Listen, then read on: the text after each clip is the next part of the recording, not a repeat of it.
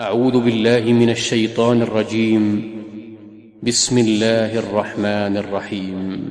إذا جاءك المنافقون قالوا نشهد إنك لرسول الله والله يعلم إنك لرسوله والله يشهد إن المنافقين لكاذبون اتخذوا أيمانهم جنة فصدوا عن سبيل الله إنهم ساء ما كانوا يعملون ذلك بأنهم آمنوا ثم كفروا فطبع على قلوبهم فهم لا يفقهون وإذا رأيتهم تعجبك أجسامهم وإن يقولوا تسمع لقولهم كأنهم خشب مسندة يحسبون كل صيحة عليهم هم العدو فاحذرهم قاتلهم الله أنى يؤفكون وإذا قيل لهم تعالوا يستغفر لكم رسول الله لووا رؤوسهم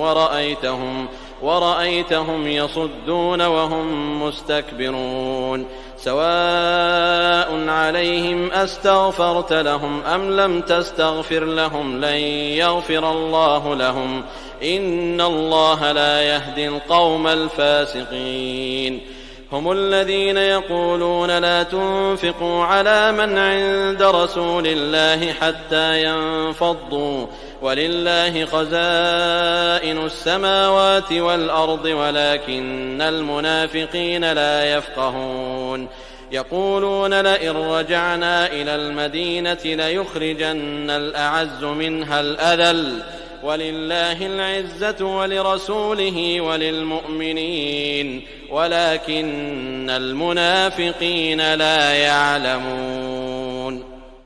يا أيها الذين آمنوا لا تلهكم أموالكم ولا أولادكم عن ذكر الله ومن يفعل ذلك فأولئك هم الخاسرون وأنفقوا مما رزقناكم من قبل أن يأتي أحدكم الموت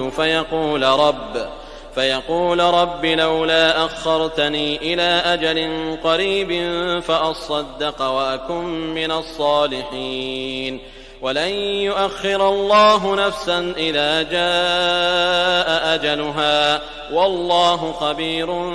بما تعملون